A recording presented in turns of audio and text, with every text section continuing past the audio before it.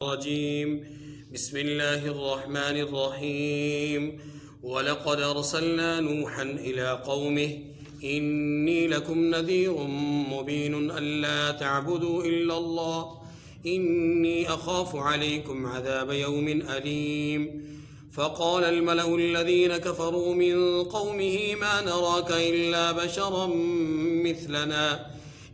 بشرا مثلنا وما نراك اتبعك إلا الذين هم أراذلنا بادي الرأي وما نرى لكم علينا من فضل بل نظنكم كاذبين صدق اللہ العظیم۔ سورہ ہود کی آیت نمبر 25، 26 اور 27 تین آیات کریمہ آپ کے سامنے تلاوت ہوئی۔ یہاں سے لے کر کے 2 رکوعات آگے تک تذکرہ ہے حضرت نوح علیہ السلام اور ان کی قوم کا۔ نوح علیہ السلام کا نام نوح نہیں تھا، ان کا اصل نام مفسرین بیان کرنے میں مختلف نام بیان کرتے ہیں۔ بعض حضرات نے ان کا نام یشکر، بعض نے ساکن، بعض نے شاکر اور بعض نے ان کا نام عبد الغفار لکھا ہے۔ لفظ نوح ان کے نام کا حصہ کیوں بنا یا اس لقب سے ملقب کیوں ہوئے، یہ بات تمام مفسرین نے لکھی ہے کہ یہ بہت زیادہ گریہ آہوزاری سے کام لیتے تھے۔ زیادہ گریہ کرنے کی وجہ سے ان کا لقب نوح جو کہ نوحہ اسی سے اس نام کو ان کے نام کا حصہ بنا دیا گیا۔ بعض حضرات نے یہ لکھا ہے کہ نوح علیہ السلام ایک دفعہ کسی مقام سے گزر رہے تھے، وہاں پر ایک کتے پہ نظر پڑی، قدر کریہ النظر چہرہ تھا اس کا، تو نوح علیہ السلام نے کچھ کراہت کا اظہار کیا۔ کتے کو قوت گویائی عطا ہوئی، کہا کہ آپ نقش کی مذمت بیان کر رہے ہیں یا نقاش کی؟ اگر تو آپ نقش کی مذمت بیان کر رہے ہیں، یعنی اس چہرے کی، کتے نے کہا، تو پھر یہ میرے اختیار میں ہے نہیں۔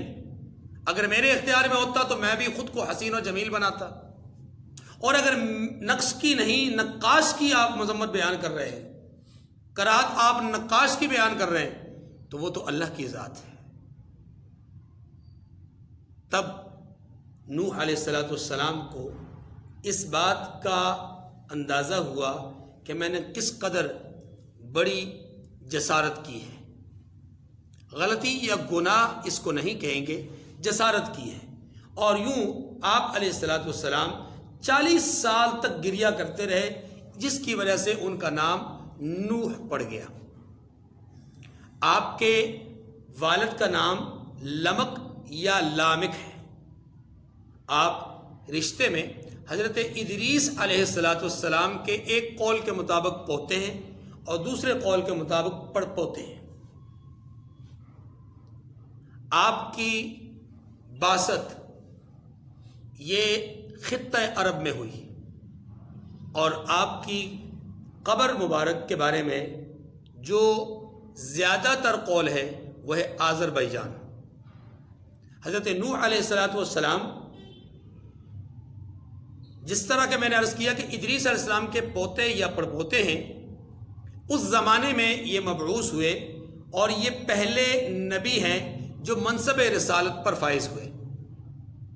آپ کی اولاد میں 4 بیٹے تھے، حام، سام، یافث اور کنعان۔ آپ کی 2 بیویاں تھیں، ان میں سے ایک بیوی مومنہ تھی اور دوسری بیوی کافرہ تھی، جس کا ذکر قرآن نے سورہ تحریم میں کیا ہے۔ حضرت نوح علیہ السلام کی عمر مبارک 1000 سال سے متجاوز تھی، جس میں سے 950 سال قرآن کی اس صراحت کے مطابق آپ نے تعلیم، تبلیغ اور دعوت کے کام میں صرف کیے۔ آپ علیہ السلام کی حیات طیبہ کا عجیب پہلو یہ ہے کہ آپ نے اپنی زندگی میں اپنی قوم کی 4 نسلیں دیکھیں اور 5ویں نسل میں تباہی آئی۔ آپ کی قوم کے لوگ آپ کے ساتھ پوری طرح مقابلہ بازی کرتے رہے، یہاں تک کہ آپ کو ذہنی اذیت کے ساتھ ساتھ کئی بار جسمانی اذیتوں کا سامنا کرنا پڑا۔ ایک موقع پر آپ کی قوم کے لوگوں نے آپ کو اتنے پتھر مارے کہ آپ بے ہوش ہو کر کے گر پڑے، اور کئی لمحات کے بعد آپ کو ہوش آیا۔ ایک موقع پر آپ کو زد و کوب کیا گیا اور آپ کو اس قدر ڈنڈوں سے مارا گیا کہ آپ بے ہوش ہو گئے، اور 3 دن کے بعد آپ ہوش میں آئے۔ اور ایک مرتبہ تو آپ کو آپ کی قوم کے لوگوں نے مار مار کر کے اپنی طرف سے اس دنیا سے اگلے جہاں میں پہنچا دیا تھا۔ اچھی طرح تسلی کر لی، اطمینان کر لیا کہ اب ان کی سانسیں دھڑک نہیں رہی، ان کی روح نہیں چل رہی، یا ان کی سانسیں رک گئی ہیں، تو پورے اطمینان کے بعد وہ چلے گئے۔ پھر یہ اللہ کے نبی کچھ لمحات کے بعد ہوش میں آئے اور اٹھ کر کے اپنی قوم کو پھر سے دعوت دی، اے لوگو اللہ کی عبادت کی طرف آ جاؤ، تقوی اختیار کرو اور سنو، انی لکم نذیر مبین، میں اس کی طرف سے تمہارے لیے ایک کھلا ہوا ڈر اور خوف لے کر آیا ہوں جسے تم تک پہنچانا چاہتا ہوں۔ وقت کے پیغمبر نوح علیہ السلام کی قوم ان کی اس قدر مخالف تھی کہ ایک نسل، پھر دوسری، پھر تیسری، پھر چوتھی، پھر 5ویں نسل تک باری آئی، یہاں تک کہ آپ کی قوم میں وہ لوگ کہ جو آپ کی بات سن کر کے جوانی سے بڑھاپے کی دہلیز پہ قدم رکھتے، اور بوقت مرگ، بوقت وصال وہ اپنی اولاد کو نصیحت کر کے جاتے ہوتے تھے کہ سنو، یہ جو نوح ہیں نعوذ باللہ یہ بڑے پرانے پاگل ہیں، ان کی باتوں میں نہ آنا، ان کے پاس نہ جانا، ان کی بات کو نہ سننا۔ آپ وہ واحد نبی ہیں یا پہلے نبی ہیں جن کو پاگل کے لفظ کے ساتھ لوگوں نے یاد کیا۔ آپ کا زمانہ ورود یہ اس لحاظ سے اہم ترین ہے کہ آپ نے آ کر کے پہلی مرتبہ لوگوں کو دعوت توحید دی۔ اس سے پہلے تمام انبیاء علیہ السلام، آدم علیہ السلام سے لے کر کے حضرت شیس علیہ السلام تک، یا دوسری روایت کے مطابق ادریس علیہ السلام تک، اللہ کے جتنے نبی تشریف لائے انہوں نے لوگوں کو توحید کی دعوت نہیں دی۔ سوال یہ ہے کہ کیوں؟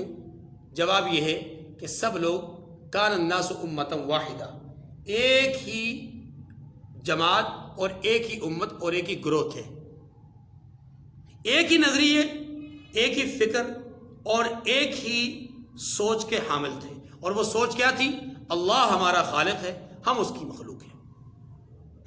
ان سے پہلے جتنے انبیاء دنیا میں تشریف لائے ان کا تعلق اپنی قوم کے ساتھ اس انداز کا ہوتا تھا کہ وہ اپنی قوم کو صبح و شام کی دعائیں، اللہ کی طرف انابت اور رجوع کا کثرت سے جو عمل ہے اس کے پیدا کرنے کے لیے ترغیب اور فضائل اور اس طرح کے معاملات بیان کیا کرتے تھے، اور کن چیزوں سے وہ اللہ کے بہت زیادہ قریب ہو سکتے تھے وہ چیزیں بیان کیا کرتے تھے۔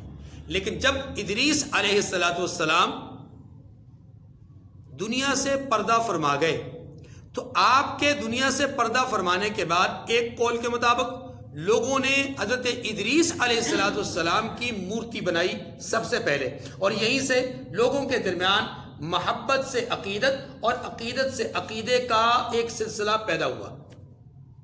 دوسری روایت کے مطابق آدم علیہ السلام کی اولاد میں اولاد اور اولاد در اولاد 5 بڑی شخصیات جو کہ اللہ کے بہت نیک بندے تھے، جن کا تذکرہ سورہ نوح میں قرآن پاک نے کیا ہے۔ وَقَالُوا لَا تَذَرُنَّ آلِهَتَكُمْ وَلَا تَذَرُنَّ وَدًّا وَلَا سُوَاعًا وَلَا يَغُوثَ وَيَعُوقَ وَنَسْرًا۔ یہ 5 بت تھے جن بتوں کی پوجا نوح علیہ السلام کے زمانے میں ہوتی تھی۔ یہ 5 بت کن ہستیوں کی طرف منسوب تھے؟ وہ 5 بزرگ ہستیاں تھیں جو اولاد آدم میں تھی، اور یہ بڑے نیک، بڑے ہی متقی، بڑے ہی پارسا اور بہت ہی زیادہ لوگوں کے محبوب ترین لوگ تھے۔ ان کی محبت اور ان کی ساتھ عقیدت کو دیکھ کر کے شیطان نے ان لوگوں کو، جو نوح علیہ السلام سے پہلے کے لوگ تھے، ان کے دل میں ان کی وصال کے بعد محبت کو اس قدر بڑھا کر پیش کیا کہ شیطان انسانی روپ میں آیا، اور اس نے آ کر کے سب سے پہلے ود نام کے جو بزرگ تھے ان کے متعلق لوگوں کو کہا کہ یہ بڑے ہی برگزیدہ شخصیت ہے، آپ کو بڑے اچھے لگتے ہیں، کیوں نہ میں ان کی کوئی صورت بنا کر آپ کو دکھا دوں اور آپ کے پاس رکھ دوں۔ تو چاہنے والوں نے اس کو پسند کیا کہ ٹھیک ہے، ہمارے مرکز میں، مرکز عبادت میں لا کر ان کی صورت رکھ دی جائے، ہم ان کو بھی دیکھ کر خوش ہوتے رہیں گے، بزرگوں کی روح ہمارے سامنے ہوگی، روح تو نہیں لیکن چلے ان کی صورت تو ہمارے سامنے ہوگی۔ یوں سب سے پہلے ود نام کے بزرگ کی تصویر اور مورتی بنائی گئی۔ پھر ہر فرد کے پاس شیطان الگ الگ گیا، جو ان کے چاہنے والے زیادہ تھے، ان کے پاس گیا کہ میں تمہیں مورتی بنا کر نہ دے دوں کہ تم گھر میں بھی رکھ لو، عبادت خانہ تو مخصوص جگہ ہے، تمہارے گھر میں بھی ہو، ہر وقت تمہاری نظر میں رہیں گے، نگاہ میں رہیں گے، اور یوں تم پیار اور محبت کی جتنی مرضی جو ہے وہ چڑھا سکتے ہو۔ یوں ان کے درمیان یہ عقیدت کے گل کھلانے کے لیے مورتیوں کا اور بتوں کا ایک سلسلہ چل پڑا۔ یہ جو بت پرستی ہے یہ ادریس علیہ السلام کے بعد واقع ہوئی، اور نوح علیہ السلام اور آدم علیہ السلام کے درمیان جو وقفہ ہے وہ 120 سال یا 126 سال یا 46 سال، دو روایات ہیں کہ 126 سال یا 146 سال کا فاصلہ ہے حضرت آدم کے وصال اور حضرت نوح علیہ السلام کی ولادت کے درمیان۔ گویا 125 سال یا 150 سال کے فاصلے پر نوح علیہ السلام دنیا میں تشریف لائے، اور اس دوران، اس قلیل عرصے میں انسانیت معراج سے تنزل کی طرف چلی گئی۔ اس قلیل عرصے میں لوگ اللہ کی عبادت سے اللہ کے غیر کی عبادت کی طرف آ گئے، لوگ توحید سے شرک کی طرف آ گئے، لوگ اللہ کی پہچان اور معرفت کے بجائے لوگ جو ہے وہ شیطان کی پہچان اور معرفت حاصل کرنا شروع ہو گئے۔ نوح علیہ السلام کو عین اس زمانے میں اللہ تبارک و تعالی نے مبعوث فرمایا، آپ دنیا میں تشریف لائے، اور تشریف لا کر کے آپ نے اپنی قوم کو سب سے پہلا جو پیغام دیا وہ یہ دیا، اللہ تعبدوا الا اللہ، اللہ کے سوا کسی کی عبادت نہ کرو۔ اس سے توحید، اللہ کی ذات اور اللہ کی صفات اور اللہ کی اطاعت اور اللہ کی فرمانبرداری اور اللہ کی حکم بجاوری کی طرف اشارہ تھا۔ دوسری بات، نوح علیہ السلام نے جس پر زور دیا پورے 950 سال کی تبلیغی جدوجہد میں، وہ ہے ان اتقوا اللہ، اللہ سے ڈرو۔ اور تیسری بات یہ تھی کہ فاتبعونی، میری اتباع کرو۔ وہ 3 نکات انہوں نے 950 سال اپنی قوم کو سمجھائے، اور اس 950 سال کی جد و جہد میں آپ کی قوم کے صرف 80 کے قریب افراد، 89، 80، 81 اور 82، یہ 4 روایات ہیں، جس میں زیادہ 80 کی روایت آتی ہے کہ 80 افراد آپ کی قوم کے مسلمان ہوئے، اور ان میں سے 7 لوگ خود آپ کے گھر سے تھے، 3 آپ کے بیٹے، 3 آپ کی بہو اور 1 آپ کی بیوی۔ کل آپ کے گھر میں 10 افراد تھے آپ کے ساتھ، اور ان 10 میں سے آپ کے علاوہ کنعان اور آپ کی 1 بیوی وہ مسلمان نہیں ہوئی، باقی رہ گئے 7 لوگ، اور یہ 7 لوگ مسلمان ہوئے، بقیہ 71 لوگ دوسرے طبقات میں سے یا دوسری اقوام میں سے یا دوسرے لوگوں میں سے تھے۔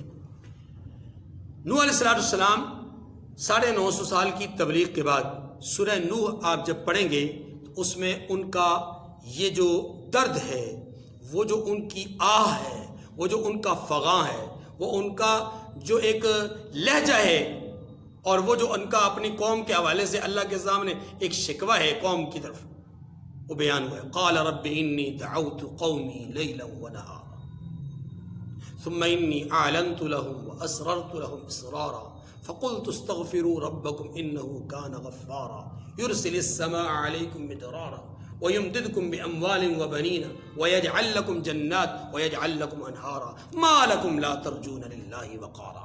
تمہیں کیا ہو گیا؟ تم اللہ کی طرف کیوں نہیں آتے؟ اللہ کی طرف رجوع کیوں نہیں کرتے؟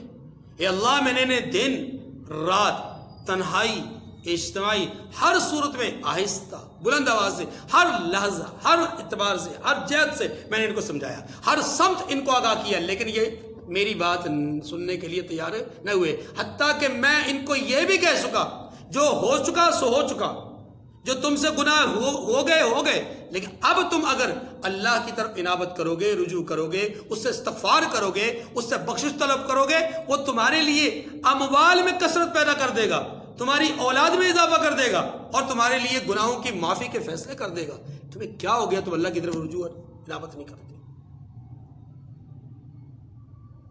قال نوح رب انهم عصوني واتبعوا من لم يزغ ماله وولده الا خسارا۔ پروردگار، انہوں نے میری نافرمانی کی ہے اور نافرمانی کی انتہا کر چھوڑی ہے، لہذا رب لا تذر علی الارض من الکافرین دیارا۔ اب پروردگار ان میں سے کسی کافر کو چھوڑنا نہیں۔ یہ آسمانوں کو چیرتی ہوئی عرش تک گئی، اللہ نے قبول کر لی، اور جب یہ قبول ہو گئی تو اعلان ہوا وَأُوحِيَ إِلَىٰ نُوحٍ، ہم نے نوح کی طرف وحی کی۔ کیا وحی کی؟ دوسری آیت میں أَنِ اصْنَعِ الْفُلْكَ، آپ کشتی تیار کیجیے۔ اب کشتی تیار ہونے لگی۔ نوح علیہ السلام اب تک 950 سال تک لوگوں کو دعوت دے رہے ہیں، تبلیغ کا کام کر رہے ہیں۔ اب ہتھوڑی لے رہے ہیں، کیل پکڑ رہے ہیں، لکڑی اٹھا رہے ہیں، اس کو چیر رہے ہیں، تختے بنا رہے ہیں، بڑائی کا کام ہو رہا ہے۔ اب قوم کے اوباش لوگ قریب آتے ہیں، استہزاء کرتے ہیں، مذاق کرتے ہیں۔ اے نوح، آپ تو کل تک اللہ کی طرف بلایا کرتے تھے، کل تک تو آپ کچھ اور دعوت کیا کرتے تھے، کچھ اور دعوت دیا کرتے تھے، اب آپ نے کوئی اور مشغلہ اختیار کر لیا ہے، انداز بدل گیا آپ کا، آپ کی جہت ہی بدل گئی، آپ نے اپنی ترجیح کسی اور چیز کو دے دی۔ یہ کیا کر رہے ہیں آپ؟ بڑائی کا کام کر رہے ہیں، یہ تو ترخان کا کام ہے، ترخان کو کرنے دیں۔ وقت کے پیغمبر آنکھوں سے آنسو روا ہیں، لب پہ کوئی لفظ نہیں لاتے، بس اتنی بات کہتے ہیں، لوگوں انتظار کرو تم بھی اور میں بھی انتظار کرتا ہوں۔ پھر کچھ لوگ آتے ہیں، آ کر کے کہتے ہیں اے نوح، کیا مایوس ہو گئے آپ؟ یا آپ کی دعوت میں جان ختم ہو گئی ہے؟ نوح علیہ السلام تب بھی جواب نہیں دیتے۔ پھر کچھ اور لوگ آتے ہیں، وہ کچھ اور مذاق کرتے ہیں۔ کسی نے آ کر کے یوں جملہ کسا کہ آپ کیا بنا رہے ہیں؟ آپ کے بقول ایک کشتی ہوگی، کشتی پانی میں تیرے گی۔ نوح آپ عجیب بات کرتے ہیں، یہ جو چیز آپ بنا رہے ہیں جس کو آپ کشتی کہتے ہیں، اگر اس نے پانی میں ہی تیرنا ہے تو یہاں خشک زمین ہے، پانی کہاں سے آ گیا؟ پانی کہاں سے لائیں گے؟ کشتی تو چلے آپ بنا لیں گے، پانی کہاں سے لائیں گے؟ جواب آتا ہے انتظار کرو، میں بھی تمہارے ساتھ انتظار کر رہا ہوں۔ وفارت النور، پھر ایک وقت آیا کہ حکم الہی اب پورا ہونے کو تھا، ایک تنور اس سے پانی باہر کو نکلا۔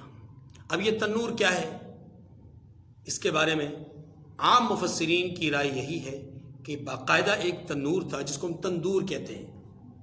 ایک تنور ایک باقاعدہ طور پہ ایک تنور تھا جہاں لوگ روٹیاں پکاتے تھے، اور یہ منسوب ہے یا حضرت آدم علیہ السلام کی طرف، یا حضرت شیس علیہ السلام کی طرف، یا اماں جی حوا علیہ السلام کی طرف، کہ یہ ان کا تنور تھا، یا خود حضرت نوح علیہ السلام کے اپنے گھر کا تنور تھا، پھوٹ پڑا اور یہاں سے پانی کا ایک چشمہ نہیں، پانی کا ایک سمندر یا دریا جو ہے وہ بہہ پڑا اور ایسے ابلا کہ اب دیکھتے ہی دیکھتے اس کا پانی جو ہے وہ کرۂ ارضی پہ پھیلنے لگا، اور ادھر سے آسمان کے دروازے اللہ نے بارش کے لیے، پانی کے لیے کھول دیے۔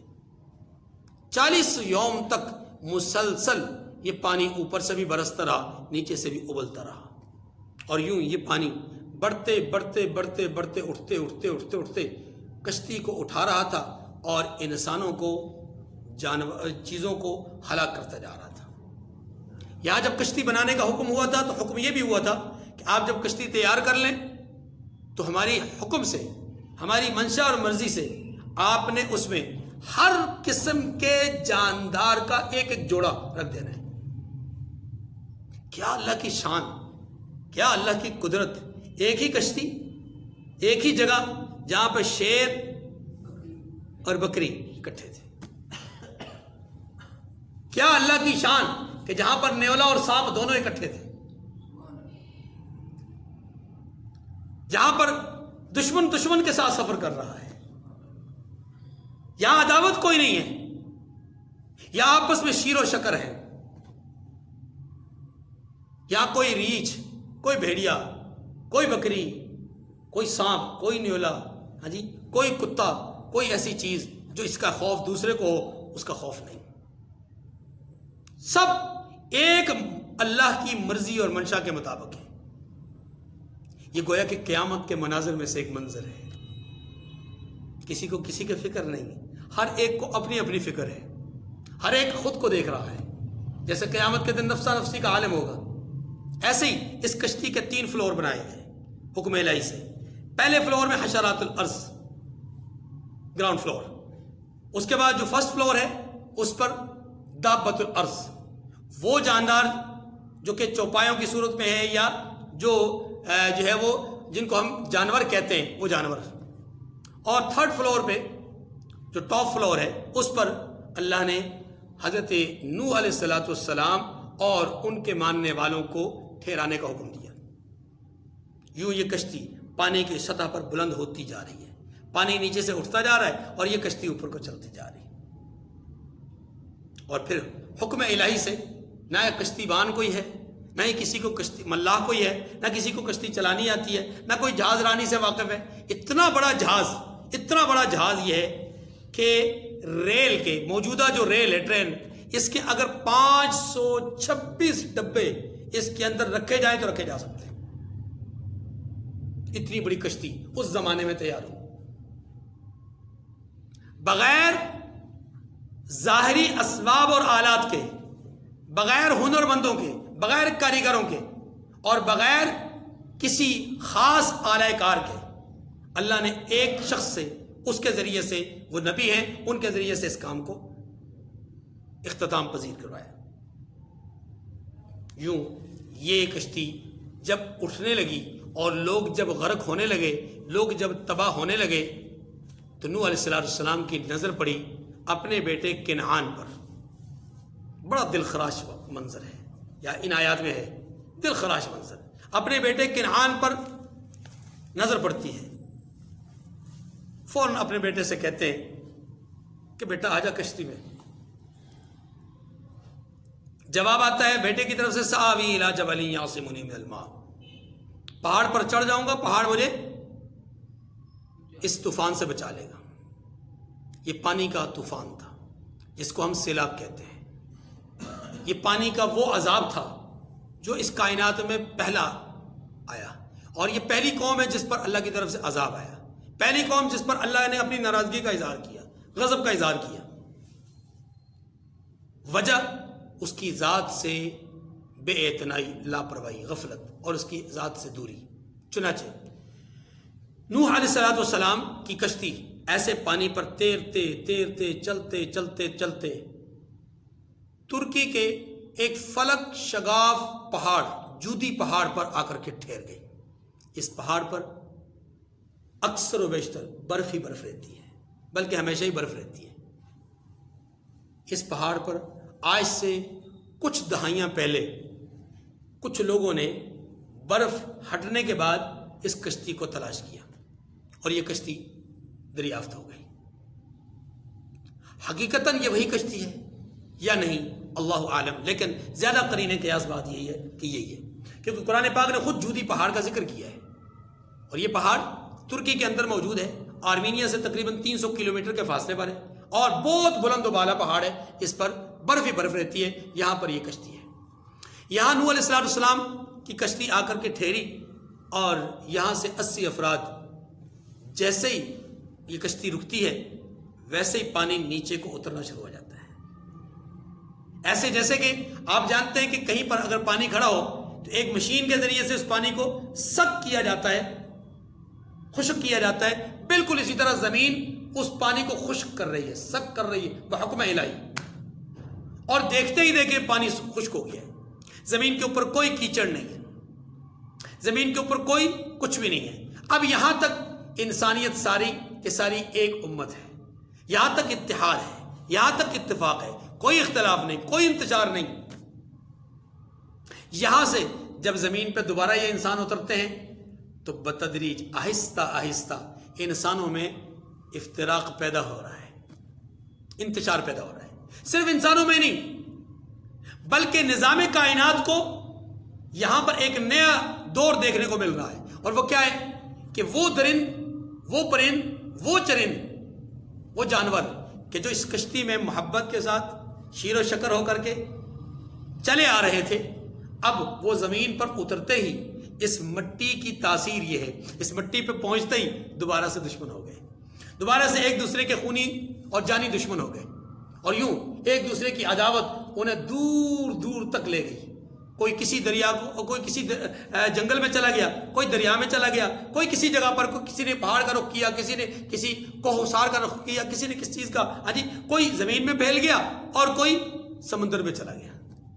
انسانوں کی یہ مخصوص سی اور قلیل تعداد جن کے افراد 80 ہیں، یہ زمین پر آتے ہیں۔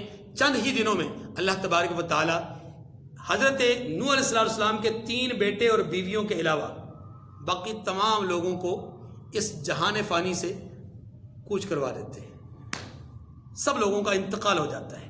اب یہ 3 بیٹے اور 3 ان کی بہو وہ حیات ہیں، انہی سے اللہ نسل انسانیت کو دوبارہ چلاتے ہیں۔ حام جو کہ نوح علیہ السلام کے ایک بیٹے ہیں، ان کی اولاد افریقہ اور افریقی ممالک کے اندر پھیل جاتی ہے۔ سام کی اولاد یہ وسط ایشیائی علاقوں میں پھیل جاتی ہے، اور یافس کی اولاد حدود عرب یا جو ممالک یا جو امارات کے علاقے ہیں یا عرب ممالک ہیں وہاں پر یہ اولاد ان کی پھیلتی ہے۔ اب ہم جو ہیں، ہم یعنی جو پاکستان کے لوگ ہیں یا اس طرف کے لوگ ہیں، یہ سامی کہلاتے ہیں، افریقن لوگ حامی کہلاتے ہیں، اور جو عرب ممالک کے لوگ ہیں وہ یافتی کہلاتے ہیں۔ حضرت نوح علیہ السلام کچھ عرصہ تقریباً 50 سال کے قریب اب حیات رہے، اور پھر آپ اس دار فانی سے کوچ فرما گئے۔ روایات مختلف ہیں کہ آپ کے 3 بیٹے محض آپ کے بیٹے ہی تھے، یہ بات کو وہ نبی بھی بنے، یہ روایات مختلف ہیں۔ حضرت حام جو ہیں، جن کی اولاد افریقی ممالک میں ہے، ان کے بارے میں ایک بہت زیادہ بات مشہور ہے کہ جہلم کے علاقے میں ان کی قبر موجود ہے، اور یہ نبی تھے۔ واللہ عالم بمراد، اللہ بہتر جانتے ہیں کہ یہ واقعی یہ نبی تھے یا نہیں، اور واقعی یہ ان کی قبر ہے یا نہیں ہے، اللہ بہتر جانتے ہیں۔ حضرت نوح علیہ السلام کی قبر کے متعلق آتا ہے آذربائیجان میں آپ کی قبر ہے۔ اسی پر ہم آج کی اس نشست کی اکتفا کرتے کو جو ہے قالوا الذين كفروا من قومه ما نراك إلا بشرا مثلنا وما نراك اتبعك إلا الذين هم أراذلنا بادي الرأي وما نرى لكم علينا من فضل بل نظنكم كاذبين قال يا قوم أرأيتم إن كنت على بينة من ربي وآتاني رحمة من عنده فعميت عليكم أنلزمكموها وأنتم لها كارهون صدق الله العظيم۔ سورہ ہود کی آیت نمبر 25 سے آیت نمبر 49 تک انشاءاللہ ابھی ہم ترجمہ اور بات کریں گے۔ اس کے حوالے سے تفصیلی گفتگو پچھلے درس میں ہمارے سامنے ہو چکی۔ سیدنا حضرت نوح علیہ السلام کی سیرت، آپ کا 9.5 سالہ تبلیغی سفر اور 950 سالہ تبلیغی سفر اور جد و جہد اور اذیتیں اور پورا ایک سلسلہ اختصار کے ساتھ آپ کے سامنے گزشتہ نشست میں آ چکا۔ اب ان آیات کریمہ کا ترجمہ پڑھتے ہیں۔ وہی سارا سفر ان آیات کریمہ میں موجود ہے جو ضمنی طور پہ بات ہوگی عرض کروں گا۔ فرمایا ہم نے نوح کو ان کی قوم کی طرف بھیجا تو ان لوگوں نے یہ کہا کہ ان لوگوں کو انہوں نے نوح علیہ السلام نے یہ کہا کہ میں تم کو کھول کر ڈر سنانے والا آیا ہوں، واضح طور پر ڈر سنانے آیا ہوں کہ اللہ کے سوا کسی کی عبادت نہ کرو، مجھے تمہاری نسبت عذاب علیم کا خوف ہے۔ یہ ڈر سنانے آیا ہوں کہ اگر تم اللہ کی وحدانیت کو نہیں تسلیم کرو گے تو اللہ کی طرف سے تمہیں سخت اور دردناک قسم کے عذاب میں مبتلا کیا جائے گا۔ اس آیت کریمہ نے ہمیں ایک پیغام دیا ہے، اور وہ پیغام کیا ہے کہ تمام انبیاء علیہ السلام، خاص طور پر نوح علیہ السلام سے لے کر جناب محمد رسول اللہ صلی اللہ علیہ وسلم تک ہر نبی نے یہی دعوت دی ہے کہ اللہ کے سوا کسی اور کی عبادت، گویا ان کی دعوت کا مرکزی نقطہ توحید الہی تھا۔ دعوت کا مرکزی نقطہ کیا ہے؟ توحید الہی، اور یہاں پر بھی وہی نقطہ نظر آیا۔ اب دوسری بات، جب نبی دعوت دیتے ہیں توحید کی اور دنیا کی جو پرستش ہے یا چیزوں کی پرستش ہے یا انسانوں کی مخلوقات کی پرستش ہے، اس سے جب کنارہ کش ہونے کی دعوت انبیاء دیتے ہیں تو اس کے نتیجے میں سب سے پہلے جو مخالفت کرنے والے لوگ ہوتے ہیں وہ اسی معاشرے، سوسائٹی اور قوم کے وہ لوگ ہوتے ہیں جو رؤساء ہوتے ہیں۔ سارے برے نہیں ہوتے، لیکن اس وقت جو مخالفت ہو رہی ہوتی ہے وہ کن کی طرف سے ہوتی ہے؟ پہلے جو مخالفت کرنے والے ہوتے ہیں وہ کون ہوتے ہیں؟ غریب اور نادار لوگ نہیں ہوتے، بلکہ رئیس لوگ ہوتے ہیں، اور خاص طور پہ یہ وہ لوگ ہوتے ہیں جو دنیا کے دل دادا ہوتے ہیں اور جو دنیا میں مگن ہوتے ہیں اور جو دنیا کو سب کچھ سمجھتے ہیں، وہ انبیاء کی سب سے پہلے مخالفت کرتے ہیں۔ اسی مخالفت کا تذکرہ اگلی آیات میں فرمایا فقال الملأ الذين كفروا من قومه ما نراك الا بشرا مثلنا وما نراك اتبعك الا الذين هم اراذلنا بادي الرأي۔ تو ان کی قوم کے سردار جو کافر تھے کہنے لگے ہم تمہیں اپنے ہی جیسا ایک آدمی دیکھتے ہیں۔ مخالفت کی دو وجہ بیان کی انہوں نے، نہ ماننے کی دو وجہ بیان کی، ایک یہ کہ ہم آپ کو اپنے ہی جیسا ایک آدمی سمجھتے ہیں، اور دوسری بات اور یہ بھی دیکھتے ہیں کہ آپ کے پیروکار وہی لوگ ہیں جو ہم میں ادنا درجے کے ہیں، اور وہ بھی رائے ظاہر سے یعنی عمومی طور پر وہ بھی جو ہم نے بات کہی کہ جناب یہ جو لوگ آپ کی پیروی کرنے والے ہیں وہ عمومی طور پر وہی ہیں جو غریب غربا ہے، یہ معنی ہے۔ بادی الرأی یعنی رائے ظاہر سے، معنی یہ کہ ظاہری سطحی طور پر دیکھا جائے تو آپ کی پیروی کرنے والے لوگ اکثر غریب غربا ہیں۔ یہ اس لیے بات کہی گئی کہ بعض اوقات کسی نبی کی پیروی کرنے والے اول کئی امیر لوگ بھی ہوئے ہیں، جیسا کہ خاتم النبیین جناب محمد رسول اللہ صلی اللہ علیہ وسلم کی اتباع اور پیروی کرنے والے ابتدائی 4 اشخاص میں سے 2 لوگ صاحب ثروت، سیدہ خدیجہ الکبریٰ رضی اللہ عنہا رئیسہ مکہ تھی، سیدنا حضرت ابوبکر صدیق رضی اللہ عنہ مکہ مکرمہ کے بہت بڑے تاجر تھے، رئیس تھے. تو ضروری نہیں ہے کہ سارے ہی لوگ الف سے لے کر یا تک سارے ہی پیروکار آپ کے یعنی نبی کے غریب ہی ہوں. نہیں ہوتا، یہ اکثریت. زبادی اور رائے کا معنی یہی ہے، ظاہر رائے سے معنی یہ ہے کہ جناب اکثر طور پہ دیکھنے والا ہے، عمومی طور پر سطحی طور پہ اگر دیکھا جائے تو آپ کی اکثریت پیروی کرنے والے کن لوگوں کی ہے؟ جو غریب غربا ہے.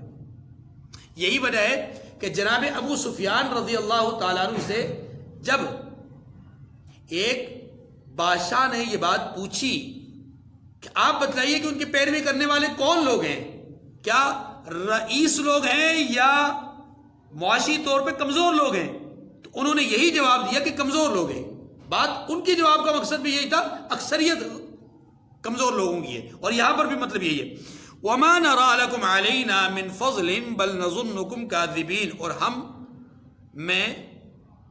ہم اپنے اوپر آپ کو کسی طرح کی فضیلت نہیں دیتے، ہم خود پر آپ کو کسی طرح کی فضیلت نہیں دیتے. بَلْ نَظُنُّكُمْ كَاذِبِينَ، بلکہ آپ کو جھوٹا خیال کرتے ہیں. آپ کو جھوٹا. آپ غور کیجئے، یہاں پر قوم نوح نے انکار کی وجہ دو بیان فرمائی کی ہیں. ایک یہ کہ آپ ہم جیسے انسان ہیں. تو یہ کیسے ہو سکتا ہے کہ ہم بھی انسان، آپ بھی انسان، تو ہم سب انسان مل کر کے آپ ایک انسان کی پیروی کریں، یہ کیسے ہو سکتا ہے؟ اور یہ بہت بڑا دھوکہ رہا ہے انسانوں کے درمیان نبوت کے انکار کا. انکار نبوت کا لوگوں کے دلوں میں یہ بہت بڑا دھوکہ رہا کہ وہ یہ سمجھتے ہیں کہ نبی چکے بالائی مخلوق ہونی چاہیے، کوئی دوسری مخلوق ہونی چاہیے، اگر نہیں ہم جیسا ہی ہے تو پھر ہم پیروی کیوں کریں؟ عجیب بات ہے، عجیب خیال ہے، عجیب فلسفہ ہے کہ اس کائنات میں اگر آپ جمہوری نظام کو دیکھیں تو جمہوری نظام میں ایک بندہ جو ہم جیسا ہی ہوتا ہے، ہماری طرح کا انسان ہوتا ہے، وہ ہمارے اوپر وزارت کر رہا ہوتا ہے، ہمارے اوپر صدارت کر رہا ہوتا ہے، ہمارے اوپر حکمران ہوتا ہے، ہمارے اوپر مقتدی اور پیشوا ہوتا ہے. لیکن روحانی اعتبار سے جب کوئی بندہ نبوت کا اعلان کرتا ہے تو لوگ فوری طور پہ انگشت پسندہ ہو جاتے ہیں، انگلیاں اٹھانا شروع ہو جاتے ہیں. ہاں جی، حیران ہو جاتے ہیں یہ کیا بات ہوگی کہ کوئی آدمی انسان ہو اور وہ ہماری اقتدا کرے، پیروی کرے، ہمیں لیڈ کرے. نہیں ہو سکتا. ہمیں تو جناب رہنمائی کے لیے وہ ہستی چاہیے جو انسانوں سے ماورا ہو، دوسری کوئی مخلوق ہو. جواب اس کا قرآن پاک نے کئی مقام پر دیا ہے. فرمایا کہ اگر ہم اس دھرتی پر بسنے والوں کے درمیان فرشتوں کو بھیج دیتے، کس کے لیے؟ رہنمائی کے لیے، تو دو ہی صورتیں تھیں، یا فرشتے اپنے روپ میں آتے یا فرشتے انسانوں کے روپ میں آتے. اگر انسانوں کے روپ میں آئے تو تب بھی یہ انکار کریں، اور اگر فرشتے اپنے روپ میں آئے تو یہ دیکھنے کی تاب نہ لا سکیں. پیروی کیسے کریں گے؟ پیروی کے لیے ضروری ہے کہ آپ جس کی پیروی کرنا چاہتے ہیں وہ آپ کی اداؤں کو سمجھتا ہو، آپ کی وفاؤں کو سمجھتا ہو، آپ کی جفاؤں کو سمجھتا ہو، آپ کی مشکلات کو سمجھتا ہو، آپ کی مصیبتوں کو سمجھتا ہو، آپ کے دکھ کو، آپ کے درد کو، آپ کے غم کو، آپ کی بھوک کو، آپ کے پیاس کو، آپ کی تڑپ کو، آپ کی محبت کو، ہر چیز کو سمجھتا ہو. اس کے احساسات وہ ہوں جو آپ کے احساسات ہیں، تو تب جا کر وہ آپ کی پیروی کرے گا، آپ کو لیڈ کر سکتا ہے، آپ کی رہنمائی کر سکتا ہے. اگر وہ آپ کو سمجھتا ہی نہیں، وہ اور مخلوق ہے، اس کے احساسات وہ ہیں ہی نہیں جو آپ میں ہیں، تو وہ کیسے بتائے گا کہ جناب دکھ کو کیسے جھیلا جاتا ہے، صدمے کو کیسے برداشت کیا جاتا ہے، غم کو کیسے گلے لگایا جاتا ہے، یا مصیبت سے چھٹکارا کیسے پایا جا سکتا ہے، اللہ کی طرف انابت اور رجوع کن حالات میں کیسے کی جا سکتی ہے، وہ کیسے بتائے گا؟ اسے کیا پتا کن مواقع پہ شکر ادا کرنا ہے، کن مواقع پہ غم کا اظہار کرنا ہے، کن مواقع پہ غم کا اظہار بھی شکریہ کے انداز میں کرنا ہے، انا للہ و انا الیہ راجعون کے کر کے. بات سمجھ رہے ہیں؟ تو اس لیے پہلی بات تو انہوں نے یہ کہا کہ آپ چونکہ ہم جیسے انسان ہیں تو ہم آپ کی پیروی نہیں کر سکتے. یہ میں نے عرض کیا کہ اس دھرتی پر لوگوں کے انکار نبوت کی ایک بہت بڑی وجہ بنی کہ لوگ نبی کو چونکہ وہ انسان ہوتے ہیں، انسان ہونے کی وجہ سے نہیں مانتے کہ جی ہم انسان ہونے کی وجہ سے آپ کو نبی نہیں مان سکتے. دوسری بات انہوں نے جو کہی وہ یہ کہ آپ کے پیروکار چونکہ اکثر سطحی طور پہ کیا کون لوگ ہیں؟ غریب غربا ہیں، تو ہم غریب غربا لوگوں کے ساتھ رہتے ہوئے آگے نہیں بڑھ سکتے. اگلی بات اس کے ضمن میں انہوں نے 2 الزامات لگائے. ایک الزام یہ ہے کہ جناب آپ ہم سے کوئی زیادہ فضیلت نہیں رکھتے، اور دوسری بات یہ کہ ہم آپ کو جھوٹا خیال کرتے ہیں. یہ جو پہلی بات کہی نا کہ آپ ہم سے زیادہ فضیلت نہیں رکھتے، یاد رکھیے اس سے مراد ان کی یہ ہے کہ آپ سرمایہ کے اعتبار سے، دولت کے اعتبار سے ہم پر فوقیت نہیں رکھتے.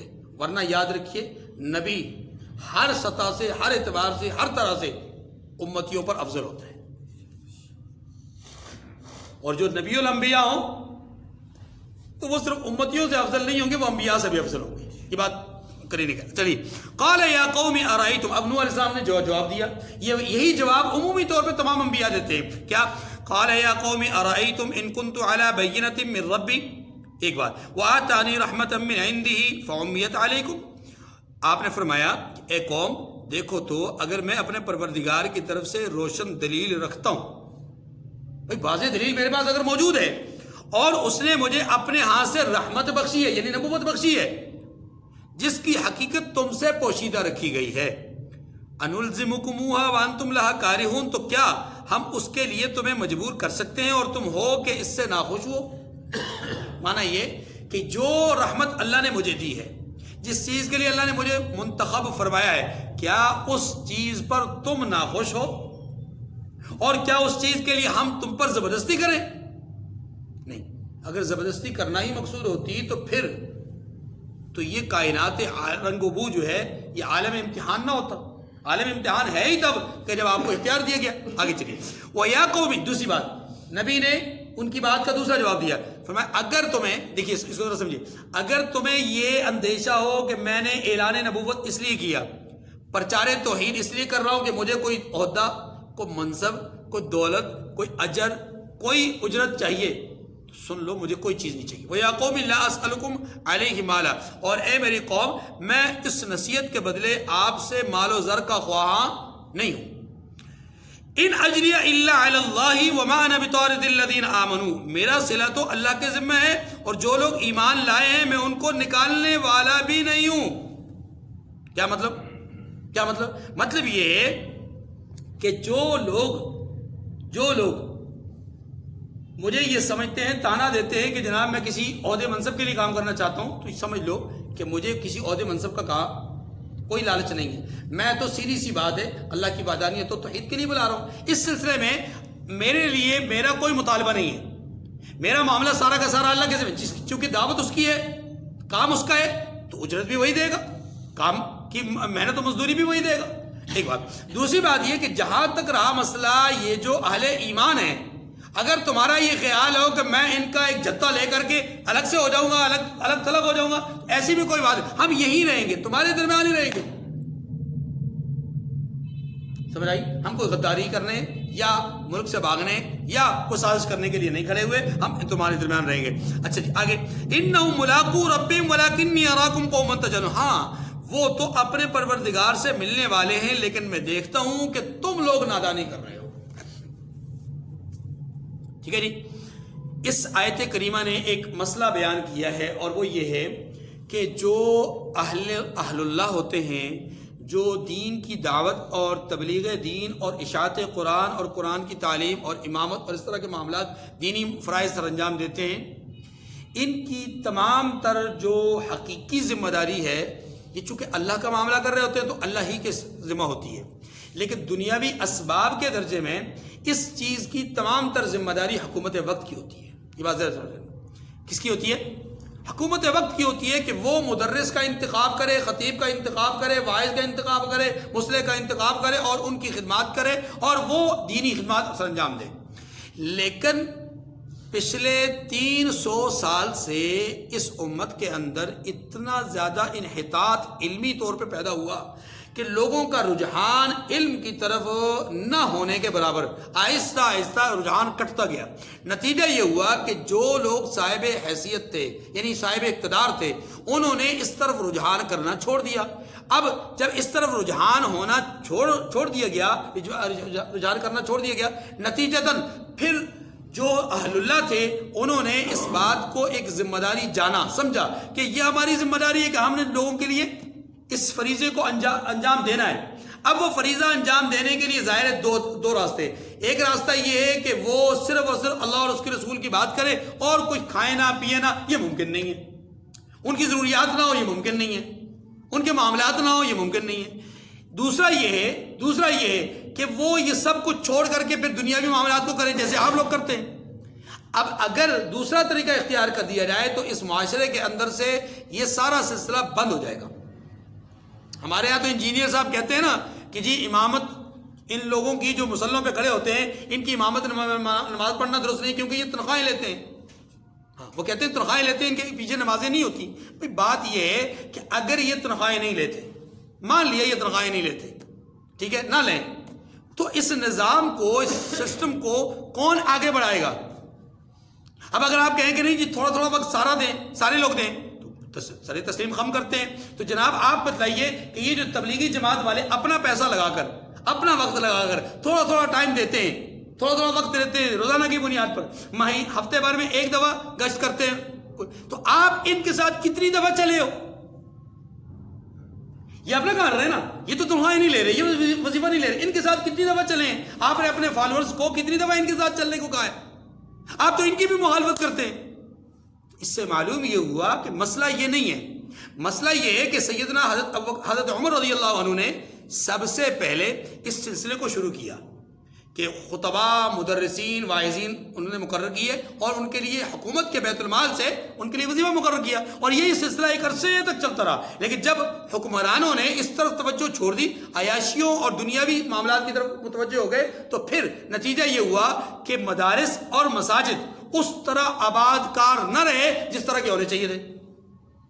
پھر اہل خیر نے اس بات کی آمادگی ظاہر کی کہ جناب آپ اس معاملے کو، سلسلے کو ختم نہ کیجئے، آپ مدرسوں کا سلسلہ، مساجد کا سلسلہ چلائے رکھیں، ہم اس سلسلے میں معاونت کریں گے. نتیجہ یہ ہوا کہ اب الحمدللہ پوری دنیا کے اندر مدارس اہل اللہ چلا رہے ہیں اور اس کے ساتھ اہل خیر کا تعاون چل رہا ہے.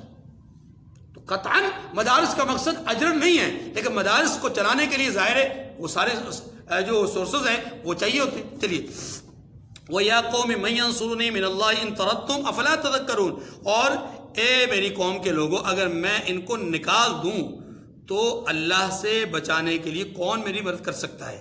افلا تذکرون، والا تم غور کیوں نہیں کرتے؟ ولا اقول لكم عندي خزائن الله ولا اعلم الغیب ولا اقول انی ملک ولا اقول للذین تزدری اعینکم لن یؤتیہم اللہ خیرا. فرمایا میں نہ تم سے یہ کہتا ہوں کہ میرے پاس اللہ کے خزانے ہیں، نہ یہ کہتا ہوں کہ میں غیب جانتا ہوں، نہ یہ کہتا ہوں کہ میں فرشتہ ہوں، اور نہ یہ کہتا ہوں کہ ان لوگوں کی نسبت جن کو تم حقارت کی نظر سے دیکھتے ہو کہ اللہ ان کو بھلائی نہیں دے گا. میں نہیں کہتا، میں یہ بات، اب دیکھیے غور کیجیے گا، جن کی نسبت تم بڑی بڑی نسبتیں کرتے ہو، میں ان کے لیے حقارت کے الفاظ نہیں کہتا، ہاں ان کی مخالفت ضرور کرتے ہو. لیکن الفاظ میں فرق ہے، ایک یہ ہے کہ کسی شے کو حقیر کہنا اور ایک یہ ہے کہ کسی شے کی مخالفت کرنا. مخالفت اور چیز ہوتی ہے، حقارت کی نگاہ سے دیکھنا یا بولنا اور چیز ہوتی ہے. میں حقارت نہیں بیان کرتا، لیکن یہ ضرور ہے کہ یہ چیزیں تمہیں نفع نہیں دیں گی، یہ چیزیں تمہیں نقصان سے نہیں بچائیں گی. اللہ اعلم بما فی انفسہم انی اذا لمن الظالمین، جو ان کے دلوں میں ہے اسے خدا خوب جانتا ہے. اگر میں ایسا کہوں تو میں بے انصافوں میں سے ہوں گا. کیسا کہوں کہ میں اللہ کے خزانوں کا مالک ہوں، یا یوں کہوں کہ میں غیب کا جاننے والا ہوں. اگر میں یوں کہوں کہ ایسا ہے، یعنی یہ جو چار باتیں جن کی نفی پیچھے کی گئی، میں ان میں سے اگر کسی بات کو کہوں گا تو میں ظالمین میں سے ہوں گا. یعنی ظالمین میں سے معنی یہ ہے کہ ظلم کہتے ہیں وضع الشیء فی غیر محلہ، کسی شے کو اس کے محل سے ہٹا کر کے رکھ دینا، تو میں ایسی بات نہیں کروں گا. اگلی بات فرمایا قالوا یا نوح قد جادلت، اللہ کہتے ہیں کہ قالوا یا نوح قد جادلتنا فاکثرت جدالنا فأتنا بما تعدنا ان كنت من الصادقین. اب یہ جو آیت کریمہ ہے اس دعوت کے نتیجے میں، وہ جو دعوت ہے پیچھے اور وہ جو گفتگو ہے اس کے نتیجے میں یہ آیت کریمہ ہے. اب ذرا غور کیجیے گا، 950 سال کی جدوجہد ہے اور وہ جدوجہد ان چند آیات میں بیان ہو گئی. اب 950 سال کے بعد کا منظر بیان ہو رہا ہے. ایسا نہیں ہے کہ پہلے دن دعوت دی، یہ سوال یہ جواب اور یہ نتیجہ ہوا، نہیں، سوال جواب آ گئے. یہ 950 سال کی جدوجہد میں ایسا ہوا.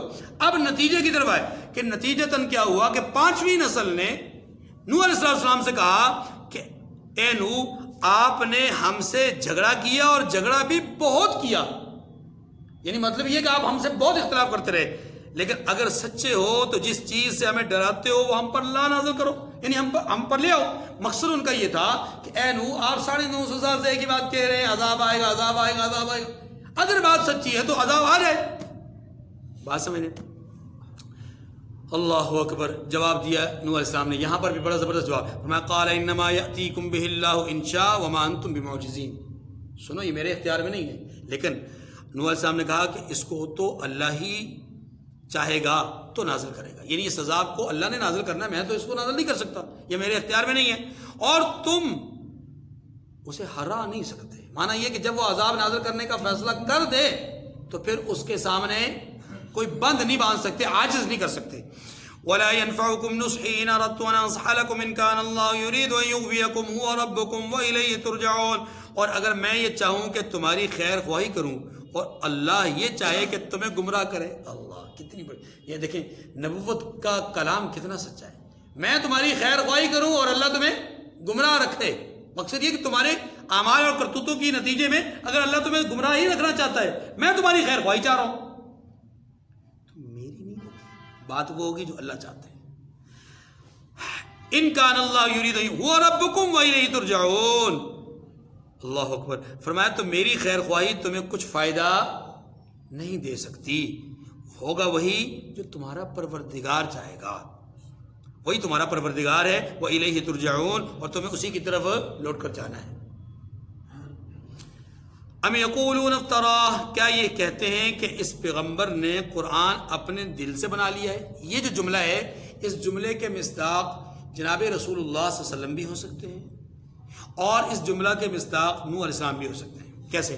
اور کیجیے، اگر یہ جملہ ان رؤسائے قوم نوح نے کہا ہے تو پھر اس کا مطلب یہ ہے کہ ام یقولون افترا، وہ کہتے ہیں کہ نوح نے اللہ پر جھوٹ باندھا، یہ جو بات اب تک کرتے رہے 950 سال سے کر رہے ہیں، عذاب کوئی نہیں آیا، یہ جھوٹ باندھ رہے ہیں۔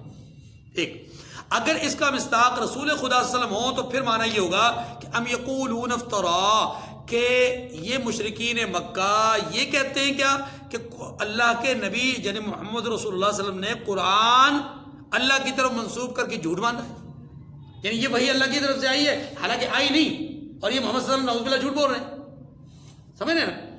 آگے کہا قل ان افتریتہ فعلی اجرامی وانا بریء مما تجرمون، جواب دونوں طرف سے، اگر نوح علیہ السلام کو کہا گیا تو نوح علیہ السلام کا جواب، اور رسول اللہ علیہ وسلم کو کہا گیا تو رسول اللہ علیہ وسلم کا جواب کیا؟ فرمایا کہ کہہ دیجئے اگر میں نے دل سے بنا لیا ہے تو میرے گناہ کا وبال مجھ پر، اور جو گناہ تم کرتے ہو اس سے میں بری و ذمہ ہوں، اگر یہ میرا جرم ہے تو میرے جرم کا گناہ مجھ پر ہی ہوگا، اس کا وبال مجھ پر ہی ہوگا۔ وہ بس یہ درمیان میں بات ختم ہو گئی، اب پھر اسی کی طرف، اسی قصے کی طرف، وَأُوحِيَ إِلَىٰ نُوحٍ أَنَّهُ لَن يُؤْمِنَ مِن قَوْمِكَ إِلَّا مَن قَدْ آمَنَ فَلَا تَبْتَئِسْ بِمَا كَانُوا يَفْعَلُونَ، نوح علیہ السلام کی طرف وحی کی گئی کہ تمہاری قوم میں جو لوگ ایمان لائے ہیں، لا چکے ہیں ان کے سوا اور کوئی ایمان نہیں لائے گا، تو جو کام یہ کر رہے ہیں ان کی وجہ سے غم نہ کھائیے، یعنی پریشان ہونے کی ضرورت ہے نہیں۔ اب ختم، وَاصْنَعِ الْفُلْكَ بِأَعْيُنِنَا وَوَحْيِنَا وَلَا تُخَاطِبْنِي فِي الَّذِينَ ظَلَمُوا، اور ایک کشتی ہمارے حکم سے ہمارے روبرو بناؤ۔ اب دیکھیے کشتی بنانی ہے ہمارے حکم سے بنانی ہے، ہمارے سامنے بنانی ہے، ہماری نگرانی میں بنانی ہے۔ جس کام کی تجربہ کاری نہیں ہے نوح علیہ السلام کو، اس کام کے لیے کیا کہا گیا؟ ہمارے سامنے بنائیے، تاکہ اگر کوئی کمی بیشی رہتی ہے تو ہم اس کی نگرانی کرتے ہوئے بتا دیں گے۔ حالانکہ کوئی چیز ایسی نہیں جو اللہ کے سامنے نہ ہو، ایسی ہے نا، لیکن یہاں جو بات کہی گئی یہ فطرت کو سامنے رکھ کر کے کہی گئی ہے۔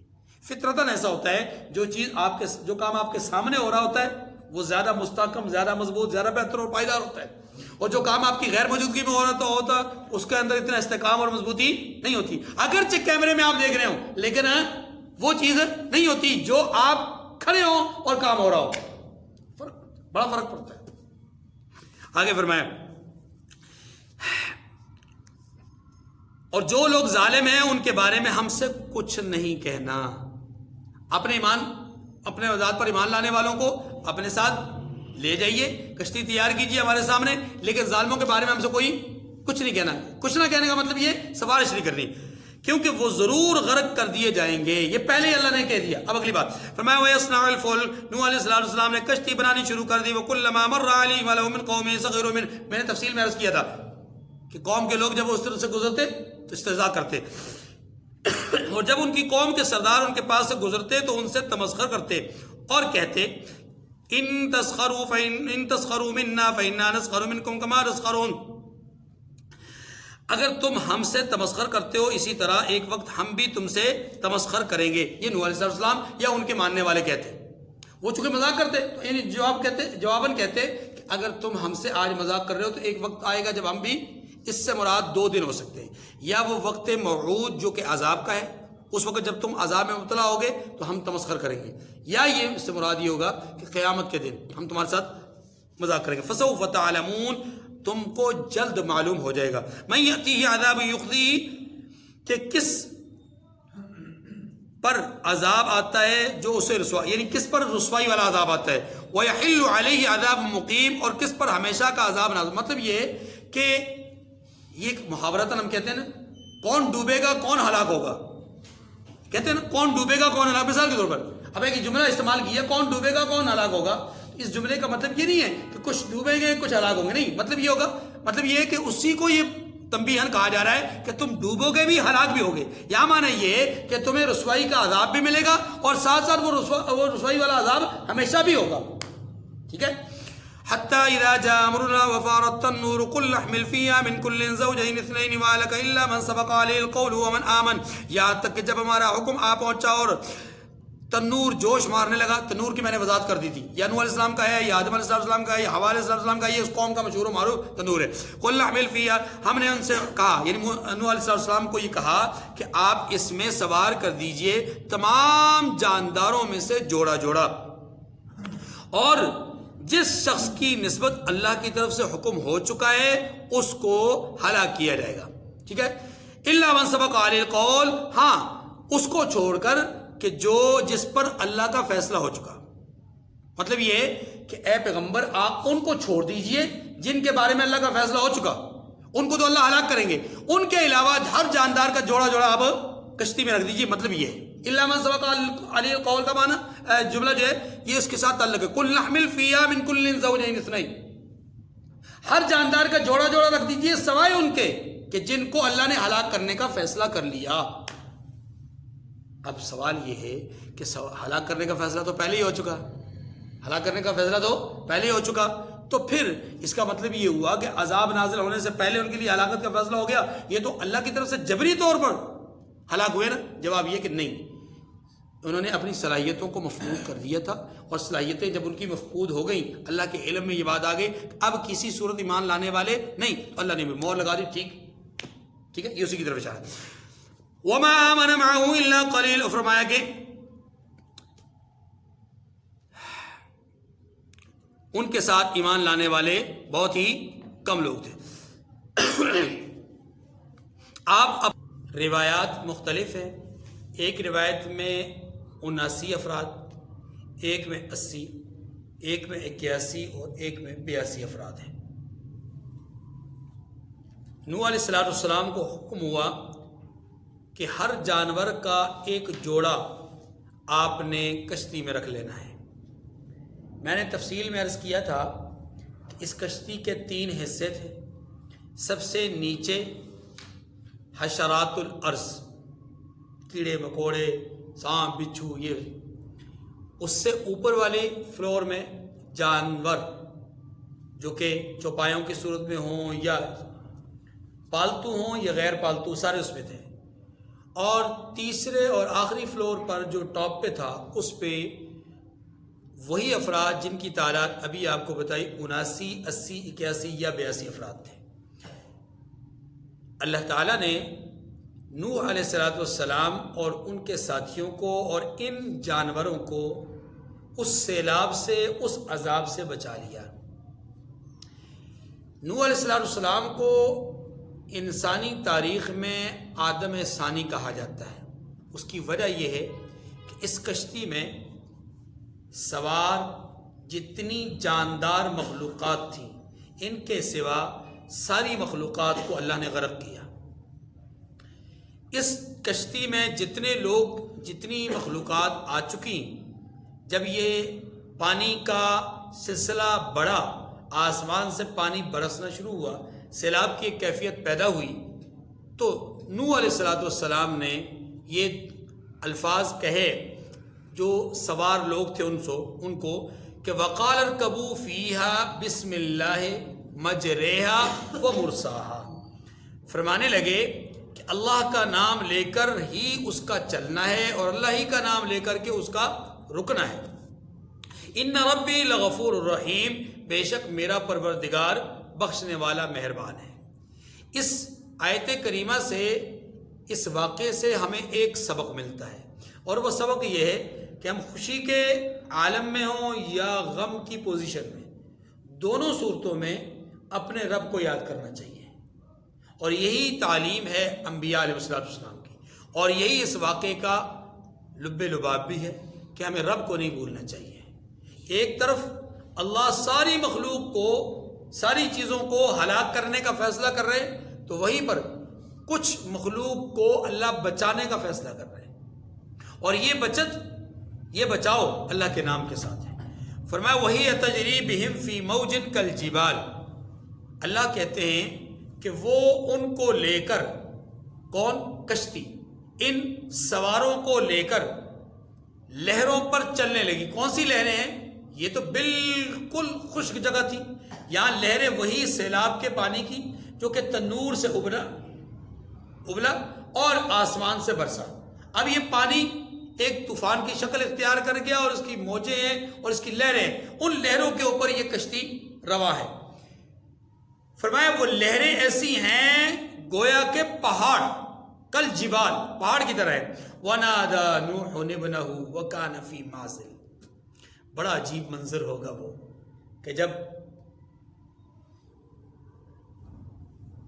سمندر میں یا پانی میں طغیانی ہو، طوفان ہو، اور ایک باپ کی آنکھوں کے سامنے اس کا بیٹا ان موجوں اور لہروں کی نظر ہو رہا ہو، کس قدر عجیب منظر ہوگا۔ پکار اٹھے بحیثیت والد پکار اٹھے، وَنَادَى نُوحٌ ابْنَهُ وَكَانَ فِي مَعْزِلٍ يَا بُنَيَّ ارْكَب مَعَنَا وَلَا تَكُن مَعَ الْكَافِرِينَ۔ نوح علیہ السلام نے اپنے بیٹے کو یہ کہا، جو کہ کان فی معزل، جو کشتی سے الگ تھا، جو اس سفر میں رخت سفر باندھنے والوں سے بالکل الگ تھلگ کھڑا تھا۔ وکان فی معزل، وہ الگ تھا۔ نوح علیہ السلام نے اس سے کہا یا بنیا، اے میرے بیٹے، ارکب معنا، ہمارے ساتھ سوار ہو جاؤ، ہمارے ساتھ آ جاؤ، ولا تکن مع الکافرین، اور کافروں میں شامل نہ ہو۔ یہاں کچھ لوگوں کو غلط فہمی ہوئی ہے کہ کنعان کافر نہیں تھا، کنعان کافر نہیں تھا۔ یہ جملہ بتاتا ہے کہ کنعان کافر نہیں تھا، وہ تھا مومن، لیکن کشتی میں سوار نہیں ہوا، تو نوح علیہ السلام نے کہا کہ آپ کافروں کے ساتھ کیوں جا رہے ہو، ہمارے ساتھ آؤ۔ یہ بات بالکل قرینِ قیاس نہیں ہے، یہ موقع، محل اور الفاظ کے مناسب بات نہیں ہے، اس لیے کہ اللہ پاک نے خود فرمایا ہے کہ جو آپ پر ایمان لانے والے ان سب کو بٹھا دو۔ یہ کیسے ہو سکتا ہے کہ نوح علیہ السلام کا بیٹا مومن ہو اور وہ کشتی میں سوار نہ ہو؟ وہ مومن تھا ہی نہیں، وہ کان من الکافرین، وہ کافروں میں سے تھا۔ اب نوح علیہ السلام نے اس کو کیوں کہا کہ ولا تکن من الکافرین، کافروں میں سے نہ بنو؟ اس کا جواب یہ ہے کہ نوح علیہ السلام آخری دفعہ ایک ترغیبی بات کر رہے ہیں اور ایک تنبیہی بات کر رہے ہیں۔ ترغیب بھی ہے، تنبیہ بھی ہے۔ ترغیب یہ ہے کہ دیکھو تمہیں کافروں کے ساتھ نہیں ہونا چاہیے، تمہیں مومنوں کے ساتھ ہونا چاہیے، اپنے والد کے ساتھ، اپنے خاندان کے ساتھ، بھائیوں کے ساتھ ہونا چاہیے۔ اور دھمکی بھی ہے، تنبیہ بھی ہے کہ دیکھو کافروں کے ساتھ نہ رہو، کافروں کے ساتھ رہو گے تو خمیازہ بھگتنا پڑے گا، خسارہ ہوگا، نقصان ہوگا۔ وَلَا تَكُن مَعَ الْكَافِرِينَ قَالَ سَآوِي، اب اسی خسارے کے جواب میں، اسی دھمکی کے جواب میں، تنبیہ کے جواب میں نوح علیہ السلام کا بیٹا کیا جواب دیتا ہے؟ سآوی الی جبل یعصمنی من الماء، کہنے لگا کہ میں پہاڑ سے جا لگوں گا، یعنی پہاڑ کے اوپر چڑھ جاؤں گا، وہ مجھے پانی سے بچا لے گا۔ کون؟ پہاڑ۔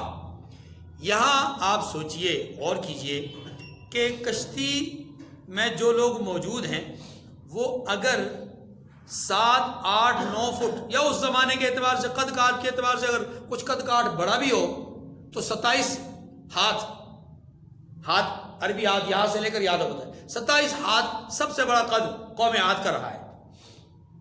اگر یہ 27 ہاتھ بھی پانی اوپر اٹھ جاتا تو تب بھی پہاڑ کی چوٹی تک نہیں پہنچتا ہے، اس سے بہت نیچے رہتا ہے، اور اتنا بلند ہونے کے بعد ساری چیزیں غرق ہو جاتی ہیں۔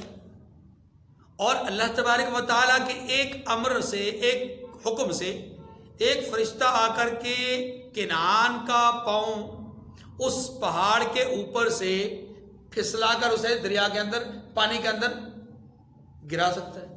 دکے کے ذریعے سے وہ پانی میں گر سکتا ہے، یا کوئی اور ایسا خوف اور ڈر اور چیخ جس سے گھبرا کر کے وہ گر سکتا ہے۔ لیکن اس سب کے باوجود آپ غور کیجئے، اللہ رب العزت نے اس کو نیچے نہیں گرایا، اس کو نیچے نہیں گرایا۔ قرآن پاک کے الفاظ سے پتہ چلتا ہے، وہ کہتا ہے میں پہاڑ کے اوپر چڑھ جاؤں گا، پہاڑ مجھے بچا لے گا۔ اللہ نے اس کے اس گمان باطل کو بھی رد کیا ہے۔ پہاڑ سے گر جاتا تو آنے والی نسل میں سے کوئی کہہ سکتا تھا کہ جناب وہ تو بچ گیا تھا اگر پاؤں نہ پھسلتا، جیسے ہم کہتے ہوتے کہ جی وہ اگر بر وقت ہاسپٹل چلے جاتے بچ جاتے، اور جی علاج ہو جاتا تو مریض یوں جو ہے وہ جان نہ رہتا، اگر آگ پر قابو پا لیا جاتا تو اتنی ساری ہلاکتیں نہ ہوتی، کہتے ہیں نا جی۔ تو آنے والے وقت میں، آنے والی انسانیت میں کوئی کہہ سکتا تھا کہ کنعان گرتا نہ تو بچ جاتا، کنعان پھسلتا نہ تو بچ جاتا۔ کسی کے ذہن میں، کسی کے دماغ میں یہ بات آ سکتی تھی، میرے اللہ کا قہر جب نازل ہوتا ہے، میرے اللہ کا غضب جب نازل ہوتا ہے تو اللہ اپنی قدرت کا پوری طرح اظہار فرماتے ہیں۔ ایک انسان کو تباہ کرنے کے لیے، ایک انسان کو مارنے کے لیے، اس کے زعم باطل کو ختم کرنے کے لیے اللہ نے پانی کے جو سلسلہ ہے پانی کا، اس کو اتنا بڑھایا، اتنا اونچا کیا، اتنا اونچا کیا کہ پہاڑ کو پانی کے اندر ڈبو دیا، اسے نہیں گرایا، پانی کو بڑھایا تاکہ اس کا گمان ہی باطل ہو جائے کہ وہ گرا نہیں۔ اللہ نے پانی کو وہاں پر پہنچا کر اس کو غرق کیا ہے۔ وہ جو کہہ رہا تھا مجھے پہاڑ بچا لے گا، اللہ نے بتا دیا کہ پہاڑ بھی نہیں بچا سکتا۔ سآوی الی جبل یعصمنی من الماء، اس نے کہا کہ میں پہاڑ سے جا لگوں گا، یعنی پہاڑ کے اوپر چڑھ جاؤں گا، وہ مجھے پانی سے بچا لے گا۔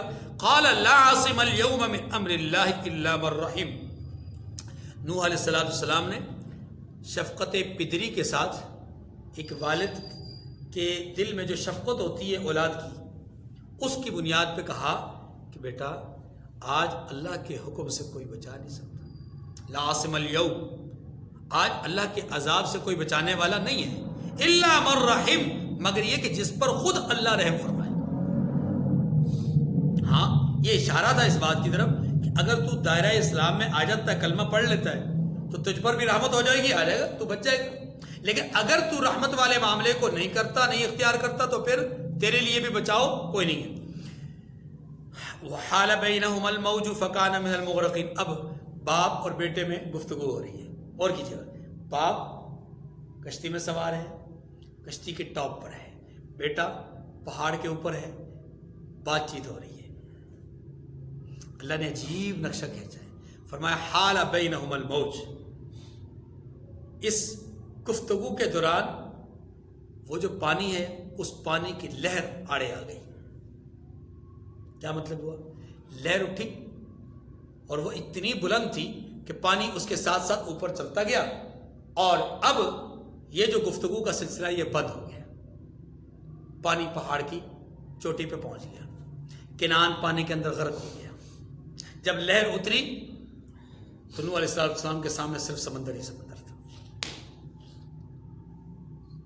وحال بینہما الموج فکان من المغرقین۔ اللہ فرمایا اور وہ ڈوب کر رہ گئے. مغرقین کا معنی ظاہری طور پہ یہی ہے کہ وہ ڈوب گیا، اور اس کا جو دوسرے لفظوں میں معنی کیا جا سکتا ہے وہ یوں کیا جا سکتا ہے کہ وہ غرق ہو گیا، تباہ ہو گیا، تباہ ہونے والوں میں شامل ہو گیا وہ. یا غرق بمانا ڈوبنا بھی ہے، غرق بمانا تباہی بھی ہے. وقيل يا أرض ابلعي ماءك ويا سماء أقلعي وغيض الماء وقضي الأمر واستوت على الجودي وقيل بعدا للقوم الظالمين. ایک آدمی کو تباہ کرنے کے لیے اللہ نے پہاڑ کی چوٹی پہ پانی پہنچایا، اور پھر جب اس آدمی کو بھی غرق کر دیا تو اللہ نے پانی کو کیا حکم دیا؟ فرمایا قیل، اور حکم دیا گیا کہ اے زمین اپنا پانی نگل جا. اے زمین اپنا پانی، کیا اللہ کی شان ہے. ایک تنور سے اتنا پانی اٹھایا کہ پوری کائنات کو تباہ کر دیا، اور پھر زمین کو حکم کر رہے ہیں اللہ کہ پانی. سورہ ملک کی آخری آیت ہے قل ارأیتم ان اصبح ماؤکم غورا فمن یأتیکم بماء معین. آپ فرما دیجئے کہ اگر تمہارا یہ جو موجود پانی ہے اسے اللہ خشک کر لے، سک کر لے، چھین لے، نگلوا دیں زمین کے ذریعے سے، فمن یأتیکم بماء معین، تو یہ جو تمہارے چشمے، یہ جو تمہاری نہریں، یہ جو تمہارے دریا اور سمندر، اور یہ جو تمہارے درمیان ٹیوب ویل اور یہ ٹربائنیں اور یہ جو موٹریں، ان کے اندر ان کے ذریعے سے تم پانی لیتے ہو، من یأتیکم بماء معین، تمہیں یہ پانی لا کر کون دے گا؟ ایک حکم کن، ایک امر کن کی دیر ہے. زمین اپنا پانی نگل لے تو کوئی اسے واپس لانے والا نہیں ہے. اللہ نے اس پانی کے حوالے سے فرعون کا واقعہ ہمیں سنایا کہ دیکھو میرے حکم سے پانی اپنی جگہ پہ کھڑا ہو گیا، نظر آ رہا ہے پانی ہے لیکن کھڑا ہے، شیشے کی مانند کھڑا ہے. اور جب اسی کا حکم ہوا وہی پانی چل پڑا، 6 لاکھ بچ گئے، 12 لاکھ تباہ ہو گئے. وہی پانی ہے، ایک تنور سے اٹھتا ہے اور پوری زمین کو اپنے اندر اپنی لپیٹ میں لے لیتا ہے، اور جانور، جاندار، حشرات الارض، انسان سب کچھ تباہ ہو جاتے ہیں، نام و نشانی مٹ جاتا ہے. وقیل یا ارض ابلعی ماءکی، اور حکم دیا گیا کہ اے زمین اپنا پانی نگل جا، ویا سماء اقلعی، اور اے آسمان تھم جا. جیسا کہ میں نے عرض کیا کہ زمین کے اندر سے پانی ابل رہا تھا، اوپر سے پانی برس رہا تھا، نیچے والے کو حکم ہوا کہ جو ابلا ہے وہ دوبارہ نیچے چلا جائے، اور جو اوپر سے برس رہا ہے وہ تھم جائے. کیسا عجیب، دیکھیں غور کیجئے الفاظ میں غور کیجئے. حکم یہ ہے کہ زمین اپنا پانی نگل لے، آسمان کو نہیں کہا کہ اپنا پانی واپس لے لے. کیوں؟ اس لیے کہ آسمان سے پانی آتا ہی نہیں، پانی آسمان سے آتا ہی نہیں. پانی تو آتا ہے بادلوں سے. اللہ نے یہ فرمایا کہ بادلوں کو، آسمان کو حکم دیا کہ پانی کو روک دے یا پانی رک جائے. معنی یہ کہ وہ جو بادلوں کے اندر سے پانی نکل رہا تھا ان کو حکم ہوا کہ اب رک جاؤ. یوں نہیں کہا کہ اپنا پانی واپس لے لو. یہ بھی نظام فطرت کی طرف اشارہ ہے. اوپر سے آئی ہوئی چیز واپس کرنے کا طرز نہیں ہے، یہ فطرت نہیں ہے. ہاں، نیچے سے جو چیز اوپر آئے گی اسے واپس ہونے کا حکم اور آرڈر دیا جاتا ہے، بہت سارے معاملات میں ہوتا ہے. چلیے، وقضی الامر واستوت علی الجودی، اور وغیض الماء، اور پانی خشک ہو گیا، وقضی الامر، اور کام تمام کر دیا گیا، واستوت علی الجودی، اور کشتی کوہ جودی پر جا ٹھہری. یعنی جودی پہاڑ پر جا. اور جودی پہاڑ کہاں ہے؟ میں نے عرض کیا کہ یہ ترکی کے اندر موجود ہے، برفانی پہاڑ ہے، وہاں پر آ کر کے یہ کشتی ٹھہر گئی. وقیل بعدا للقوم الظالمین، اور ساتھ ہی یہ کہہ دیا گیا کہ بے انصاف لوگوں پر لعنت، یعنی بے انصاف لوگ، ظالم لوگ اللہ کی رحمت سے دور ہو گئے.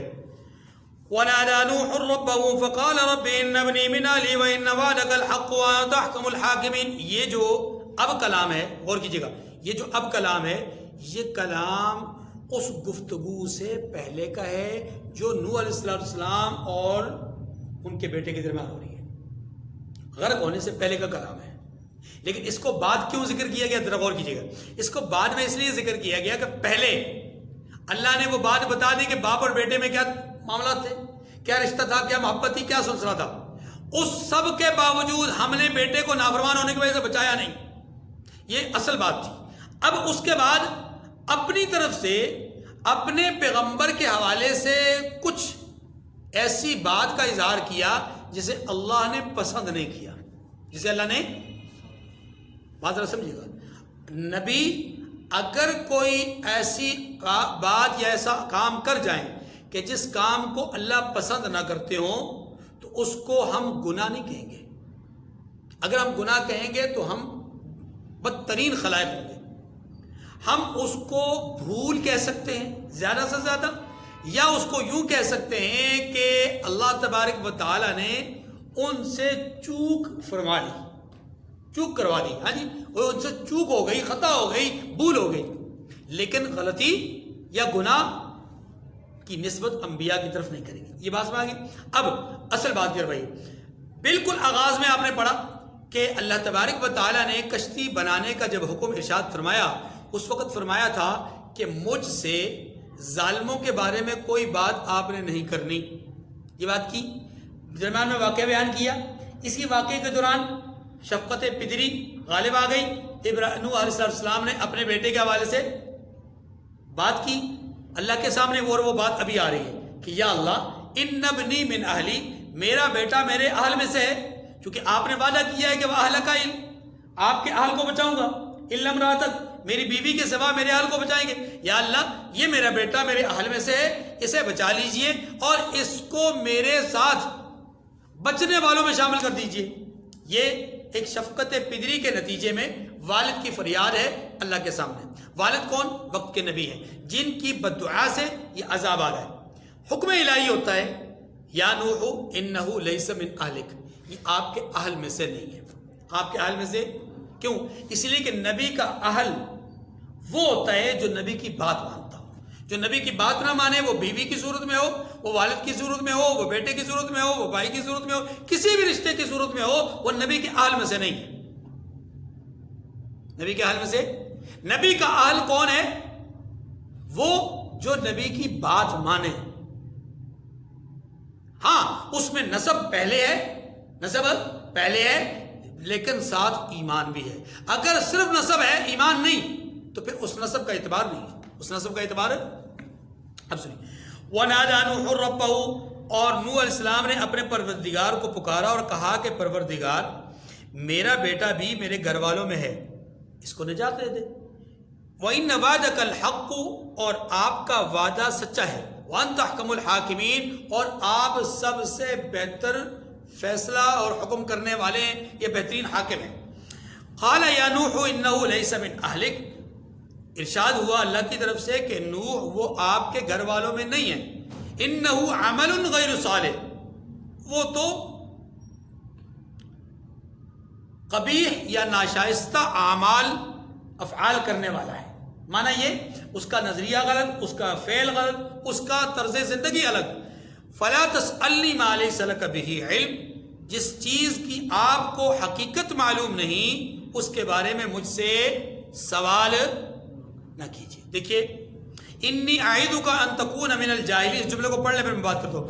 اور میں آپ کو نصیحت کرتا ہوں کہ جاہلوں میں سے نہ بنیے. میں بھی لفظ وہی استعمال کروں، جاہلوں میں سے نہ بنیے. توجہ کیجیے، لفظ جہل، لفظ جہل جس کو ہم جہالت کہتے ہیں، جس کو ہم جاہل کہتے ہیں، یہ لفظ دو لفظوں کے مقابلے میں بولا جاتا ہے.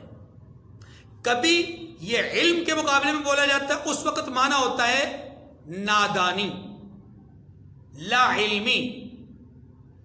ٹھیک ہے، کہ ایک آدمی علم والا ہے، دوسرا آدمی جاہل ہے، معنی یہ کہ وہ علم والا نہیں ہے.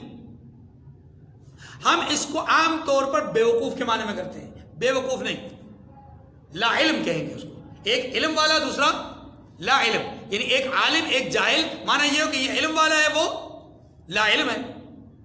کبھی کبھی یہ جو لفظ جہل ہے یہ علم کے بجائے حقیقت کی طرف بھی محمول ہوتا ہے. کیا معنی؟ حقیقت کے مقابلے میں مطلب یہ کہ ایک وہ چیز جو حقیقت پر مبنی ہے اور ایک وہ جو حقیقت سے ناآشنا ہے. حقیقت سے ناآشنا ہے. اب جو حقیقت سے آشنا ہے اس کو ہم علم والا کہیں گے، اور جو حقیقت سے آشنا نہیں ہے اس کو ہم جہل والا کہیں گے. یعنی حقیقت کا ادراک نہیں، حقیقت کا. اب یہاں پر اللہ نے اپنے پیغمبر حضرت نوح علیہ السلام کی نفی علم کی نہیں کی ہے، بلکہ یہاں پر علم کی نفی کے بجائے یہاں پر حقیقت کی نفی کی ہے. کیوں؟ اس لیے کہ علم تو وقت کے نبی کے بعد سب سے زیادہ ہوتا ہے. سب سے زیادہ نبی جانتے ہیں، جو اس امت میں، اس قوم میں نبی ہوتے ہیں وہ سب سے زیادہ جاننے والے ہوتے ہیں. اب علم کا انکار تو ہے نہیں، علم کی نفی تو ہے نہیں. یہاں نفی کس بات کی ہے؟ حقیقت. اور وہ حقیقت کیا ہے؟ حقیقت یہ کہ جو آنے والے مناظر ہیں، جو آنے والی صورتحال ہے، اس سے آگاہی نہیں ہے. ایک. دوسرے نمبر پر جو انجام بد ہے اس سے آگاہی نہیں ہے. نمبر 3، جو اس کے دل میں اور من میں جو چیز موجود ہے اس سے آگاہی نہیں ہے. تو پیغمبر کو یہ کہا جا رہا ہے کہ اے محبوب، اے پیغمبر، آپ اس کی سفارش کر رہے ہیں جبکہ اس کے دل میں آپ کی نفرت ہے، اس کے دل میں آپ کے دین کی نفرت ہے، اس کے دل میں آپ کے پیغام کی نفرت ہے. آپ اس حقیقت کو نہیں جان رہے. آپ تو ظاہری سطح کو دیکھتے ہوئے کہ میرا بیٹا ہے، ظاہری طور پر کہ ایک آدمی ہے، آپ اس کی بنیاد پر کہ آپ کا امتی ہے، اس بنیاد پر آپ اس کے لیے سفارش کر رہے ہیں. تو یہ آپ کا سفارش کرنا حقیقت سے، حقیقت حال سے بے خبری کی وجہ سے. ورنہ حقیقت حال یہ ہے کہ وہ آپ کو، آپ کے دین کو، آپ کے پیغام کو ماننے کے لیے بالکل تیار نہیں، اور جو ماننے کے لیے تیار نہ ہو وہ ظالم ہوتا ہے. اور ہم نے پہلے کہہ دیا تھا کہ ظالموں کے بارے میں آپ نے ہم سے بات نہیں کرنی. قال ربی انی اعوذ بک ان اسألک ما لیس لی بہ علم. پروردگار میں تجھ سے پناہ مانگتا ہوں. نوح علیہ السلام نے کہا پروردگار میں تجھ سے پناہ مانگتا ہوں کہ ان اسألک ما لیس لی بہ علم، کہ میں ایسی چیز کا تجھ سے سوال کروں جس کی حقیقت مجھے معلوم نہیں. وَإِلَّا تَغْفِرْ لِي وَتَرْحَمْنِي أَكُن مِّنَ الْخَاسِرِينَ. اور اگر تو مجھے نہیں بخشے گا اس ذہول کو جو مجھ سے صادر ہو گیا، اس چوک کو جو مجھ سے ہو گئی، یہ بھول جو مجھ سے ہو گئی، اگر اسے تو نہیں بخشے گا، یہ پیغمبر اور رب کی بات ہے. ہم نہیں کہیں گے کہ دیکھیں مغفرت طلب کرنے کا ضروری نہیں کہ ہر وقت معنی یہی ہو کہ گناہ ہوا ہے. ورنہ اللہ کے رسول خاتم النبیین، امام الانبیاء، ہر نماز کے بعد کیا کہا کرتے تھے؟ اللہ اکبر، استغفر اللہ، استغفر اللہ، استغفر اللہ. کیا معنی ہوا؟ کہ اے اللہ تو سب سے بڑا ہے اور میں تجھ سے بخشش طلب کر رہا ہوں. تو کیا نعوذ باللہ حضور گناہ کرتے تھے؟